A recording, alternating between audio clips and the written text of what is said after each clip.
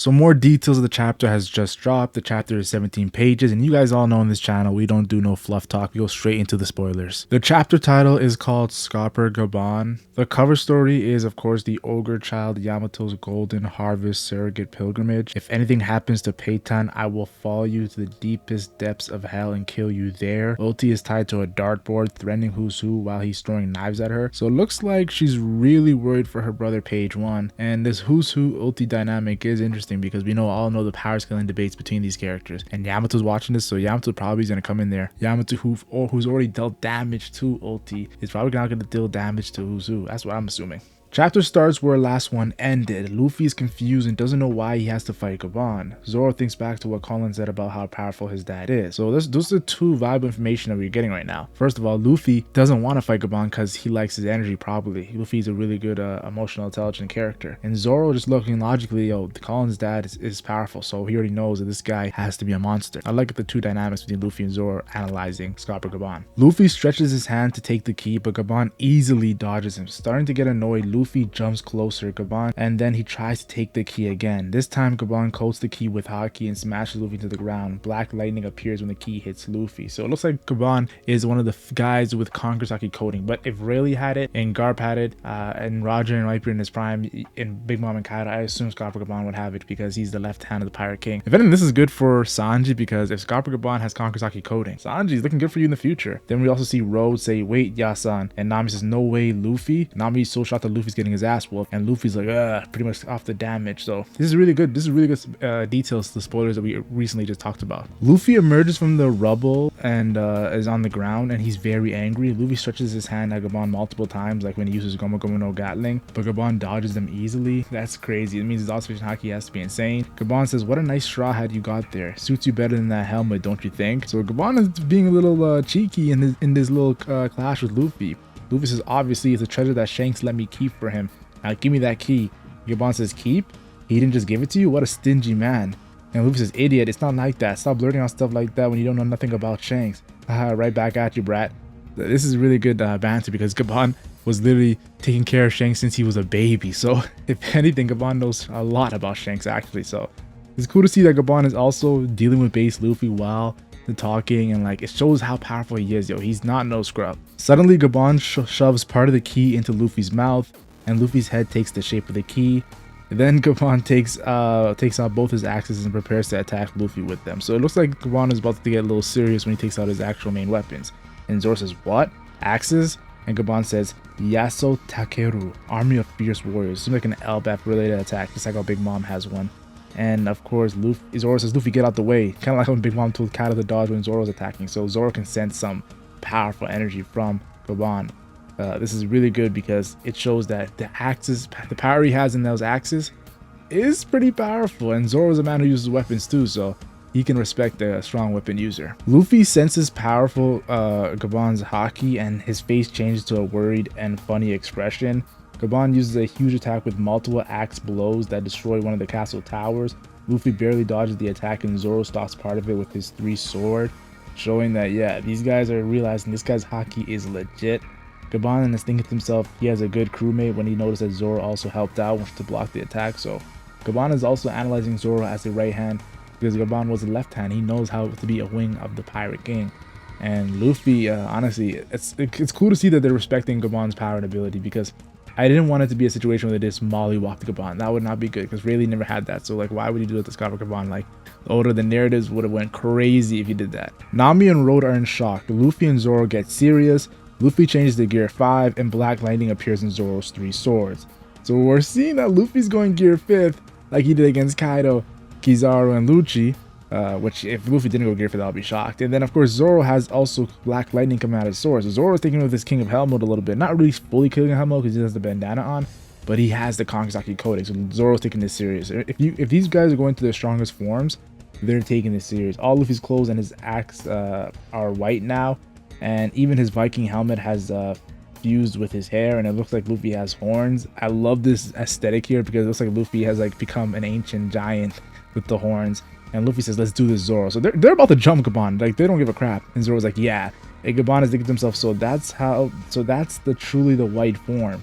Mind you, Gaban has been to Lapdale, so he knows about Joy Boy and Nika. Some lore. He knows a lot about the lore, so seeing Luffy's white form is very interesting. It's starting to realize that Vegapug's message about the Roger Pirates is really holding weight when it comes to how much they truly know. They know a lot. Luffy and Zoro attack Gaban, but he suddenly gives up and entrusts them with the key. Luffy and Zoro end up crashing into the rock since they have to stop their attacks. So they really were trying to one-shot Gaban here with their strongest, it's not strongest attacks, but their strongest forms in a double attack, kind of like how Big Mom and Kaido did a double attack. So they were trying to break his bones, and Gaban's like, yeah, I don't want to fight anymore. I wonder what would happen if Gaban didn't say that, because this could really power scale Gaban in this situation. If he's able to take an attack from Luffy and Zoro, or fight them at the same time, and it's not like a low diff, this guy is incredibly powerful, honestly. But Gaban narratively looks good in this clash, I'm gonna be honest with you. Yeah, he gives up, but he forced Luffy to go Gear 5th and Zoro to go King of Hell mode, Kakusaki coating on his sword. So yeah, I like how Gaban looked. Luffy and Zoro are angry, obviously, because they don't get to continue the fight. Road is about to tell them whose Gaban is, but Gaban stops Road off, he picks up his robe and his Casa hat. Gaban says, don't rush it, Road. By the time you leave this island, if Elbap's still safe, come and see me again. When this is a very eerie statement, and Zoro's like we'd ever do that. And Luffy's like, he's right, you dummy. Thanks for the key, though, but we're not seeing you again. So, like, Zoro and Luffy are just pissed off with this guy. It kind of reminds me of, like, they're looking at... There's a reason why Oda didn't bring Sanji here. They're looking at pretty much Roger and Rayleigh's Sanji, in a sense. So, I thought that was cool. Really good dynamic. And Oda seemingly doesn't want to bring Gaban into the main story of the arc, maybe. Is he trying to, like, build him up towards the end as, like, a good point to save someone? Sacrifice himself? I'm not too sure, but... I like what he's doing with Gaban. He's not making Gaban like all over in our faces in the entire arc. So I like that. Gaban walks away smiling while we see a little flashback of that one moment when Shanks came to meet Gaban and Elbaph. And Gaban says, hey Shanks, you really expect me to trust that kid easily? And Shanks says, haha, you're right. You may do whatever you like, Gaban-san.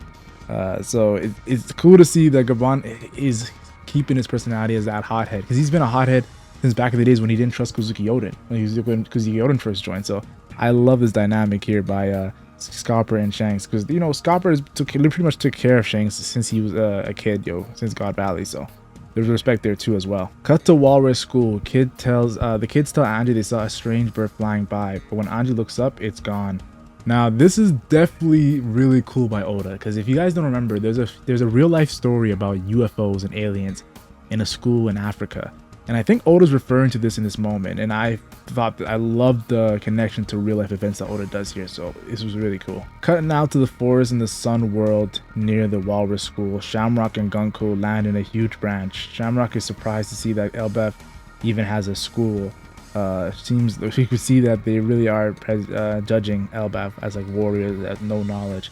Then Gunko raises her hand and creates a magic circle on the ground. A black lightning strikes in the magic circle and 2 new Holy Knights appear in an epic double page. So we're starting to see this black lightning come when it comes to the Gorosei and now the Holy Knights. Very dark energy, very dark hockey, very even like Scott Caban commented on it, so I think this is cool. The first Holy Knight is Saint Summers from the Shepherd family, Jupiter's family, the Gorosei. And he's a middle-aged man with glasses, long hair, and beard. His goatee has a cross shape. He's sitting in a luxurious armchair next to a trunk with clothes, and he's talking with someone by the Dendenmushi. It seems he has been summoned before he can dress up, so he only wears a tank top and underwear. So it looks like this guy's going to be a goofy, jokey character, and he's related to Jupiter the Gorosei, so that's pretty cool too as well. Summer says, don't give me that. I need to change and do some preparations. Give me an hour, okay? And what about that stuff? You know, the food supplies? Surely we're not going to let the Celestial Dragons be starved to death. Hello, what's wrong with the transmission? So Summers is talking. He's probably talking to Jupiter, the Gorosei, honestly, and it's pretty good interaction. Seeing here how their families, the Gorosei have families in the Mary Joas that are really good. It's gonna be a good dynamic, honestly. The second Holy Knight is Saint Gillingham from the Limosive or Remosive. I'm not too sure which one is the actual name. Family. Although it's not confirmed in the chapter, Gilliam clearly has the power of the Kirin Zone fruit. His name is Kirin Gamu in Japanese, another hint. And it seems Kirin fruit is awakened because there are white clouds floating around Gilliam's neck. So this guy seems to be very powerful, Saint Gillingham, honestly. Like the fact that he has that white clouds on his neck, he's looking like Gorosei level character, honestly. Gillingham appears in hybrid form. He had a very long neck with long mane. His head is similar to a horse's head, but with 2 horns and 2 long whiskers. Gillingham wears a military uniform similar to Shamrock, and he's gripping a very strange trident, and he has a bubble glass case around his head like the Temriputos with a special respirator. Now, hearing this design, I'm just thinking, yo, is he got like the other half of Venus-Juru? Gillingham then says, oh no, I'm going to be late. I was half asleep. Where do they say I need to go? So it looks like the Holy Knights are actually being summoned to different places. Gillingham kind of exposes that in these spoilers. That's why the detail spoilers really matter. We're getting really crucial information. Summers then notices that Shamrock and Gunko are standing in front of him. Gunko turns around embarrassed since Summers is only wearing his underwear. Summers says, what's wrong, Gunko? What brings you to my home? Shamrock. And then Summers and Gillingham are like, yeah, isn't this Elbaph? In complete shock. So I like how they didn't expect to be summoned here. Like they just randomly got summoned by, of course, Shamrock and Gunko. It's really cool seeing their personalities. Like these guys have unique personalities, and I like the dynamic, because usually just robotic. I'm liking the cool, funny, dynamic personalities as well too. Shamrock asks why both of them are summoned when he only needs one, and Gillingham says it's because Shamrock has been summoned back to the Holy Land by the orders from above. Summers says, so this is the country of giants. How massive? What are you doing in a non-world government country? Are you visiting Harold's grave? Oh my god, we called it, guys. King Harold is a traitor. Ja Rule is probably part of it, and Loki's a good guy. It wasn't like crazy, like complicated, but to see it confirmed here in this moment is cool. And then also I have to mention a big thing as well too, because King Harold is mentioned as like a great guy. So the fact that he's working with the world government is a mind-boggling, shocking, because he did so much good for Elbaph, and they revere him so well. And I just think that's crazy. And also I'm getting a lot of like CP9 vibes, like Chapapapa and like those characters we saw in Annie's lobby. Like I'm getting those vibes from these side characters, these side Holy Knights, and I love characters like that, so I'm a fan of it. Then an amazing final page of the chapter, we see how the 4 Holy Knights observe kids in Walrus School from the top of the giant branch. Summer has finally put on his military uniform, which is similar to that of his companions, but with several medals and a rose in the chest. So we're seeing that Summers definitely is a revered Holy Knight related to Agorse. He also carries a sword on his waist with a thorny handle. Summer says, okay, so we're abducting kids and bringing them over to the Holy Land. Well, not that these kids are small enough to fit in a bag. You see Summers making jokes about them being giants. Gilliam then says, people without the mark can't pass through the abyss, so we'll have to transport them by ships. And Gunko angrily says, this guy. So we're starting to see that they're plotting on how they're going to take these kids back to the Holy Land.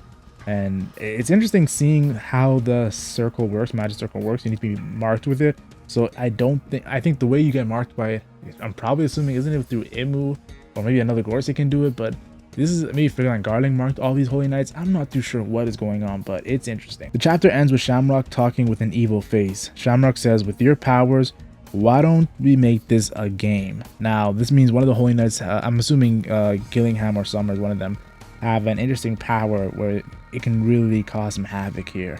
Then we get end of the chapter, no break next week. So honestly, these detailed spoilers are really good. I enjoyed them. So if you read these spoilers, this is the part of the chapter where I start to yap.